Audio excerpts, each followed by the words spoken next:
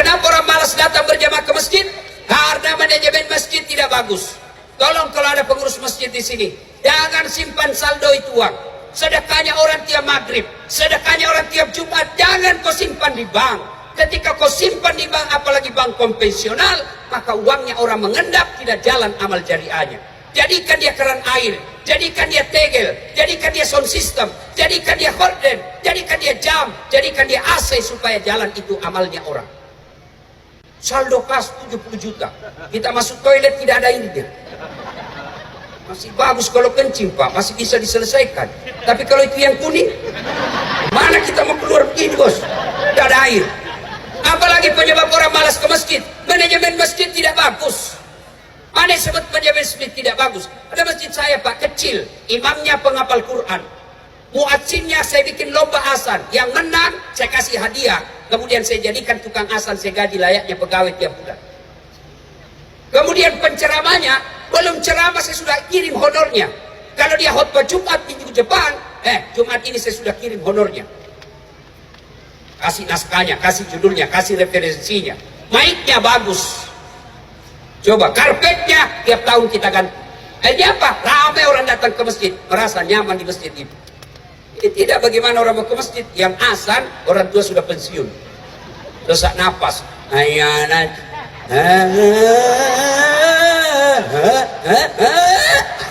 Dia bilang ada itu lagi orang tua yang azan, itu lagi. Bagaimana anak muda mau ke masjid, menjengkelkan azannya. Yang kedua, karpetnya sudah 7 kali lebaran tidak pernah diganti. Begitu kita sujud, cicak didapat. Sound sistemnya begitu takbir imam langsung storing. Allah, mau diperbaiki. Kita sudah takbir, masa ditahan sampai selesai sholat? Apalagi yang membuat orang malas ke masjid, penceramahnya dari salam pertama sampai terakhir neraka terus dia cerita. Kau dibanting, dilipat, dipotong lehermu, ditusuk pantatmu, keluar dia bilang ada mudah dosa ke masjid, bikin takut itu. Gimana orang mau ke masjid Pak? Padahal Al-Quran mengajarkan janji surga ancam neraka, janjinya 2 kali, ancamnya sekali. Dapat lagi imam, mohon maaf Pak Imam, kadangkala ada imam yang membalik sunnah Nabi. Nabi katakan kalau kau jadi imam, ringkaskan bacaanmu. Sekalinya jadi imam, baru mau takbir sudah lama memang. Apa itu? Aku tinggal langkah selesai. Kata Nabi, kalau kau jadi imam, ringkaskan bacaan. Itulah sebabnya sebelum angkat takbir, kita sunnah salat jami' rahimakumullah. Balik kalian ke belakang. Kenapa? Lihat pasukanmu. Barangkali banyak orang tua kau siksa rematik. Jatuh kepalanya, belum selesai, naik lagi. Belum selesai, jatuh lagi, kasihan kepalanya. Bulan lagi, naik lagi. Ada anak muda pulang sholat subuh. Enak sholat subuh Ustaz. Apa enak? Aliran sesat itu masjid. Kenapa aliran sesat? Dia sholat subuh 3 rakaat. Saya bilang bukan aliran sesat, kau yang dongo. Itu namanya sujud tilawah.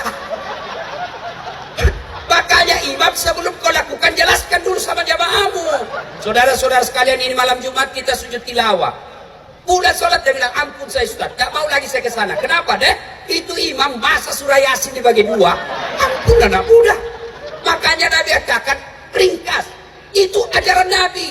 Banyak saya lihat imam, dia senang yang baca yang susah-susah dan panjang. Gak tahu dari sunnah dari mana. Kata Nabi, kalau kau jadi imam, ringkaskan bacaanmu. Di belakang ada ibu-ibu yang mau kentut. Di belakang ada polisi pakai sepatu baru, dia lupa parkir. Gila sudah sepatu.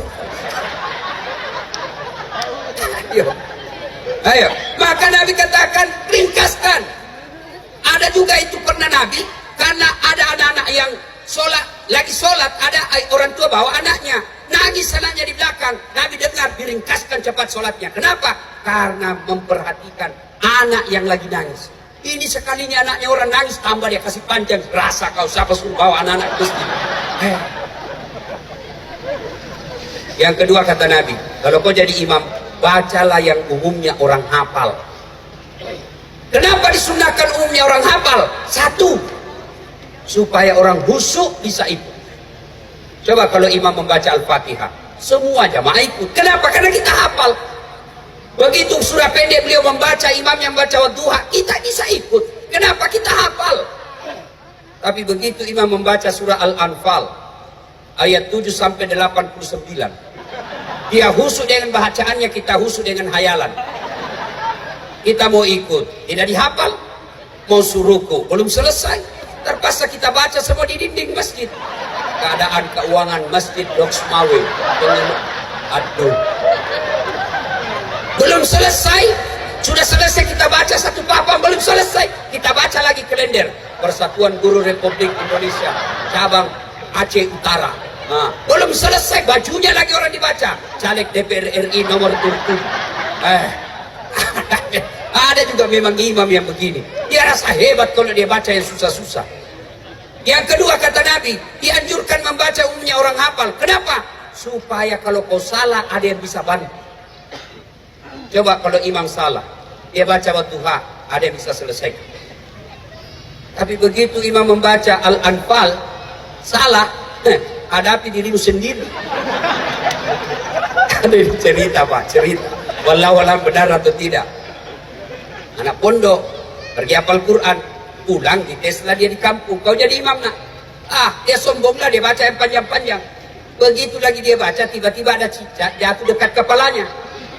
Kena ini telinganya, stres hilang hafalan. Dan dia tahu apa sambungannya ini ayat. Dia ingat, dia lupa betul, suasana masjid hening, ada yang bisa. Tiba-tiba Pak Imam bilang, tolong bantu di belakang. Dia bilang yang di belakang, saya juga tidak tahu. Tiba-tiba ada anak muda berteriak, bilang, kalau begitu ya sudah, Allahu Akbar. Siapa yang salah? Siapa yang salah? Siapa yang salah? Imam. Ini kejadian waktu saya alami, ini kisah nyata. Waktu saya SMP di kampung. Lagi sujud, lama sekali imam sujud. Tidak seperti biasanya. Lama betul, tunggu-tunggu tidak naik. Tiba-tiba ada kawan saya, dia angkat kepalanya. Langsung dia teriak, hilang imam.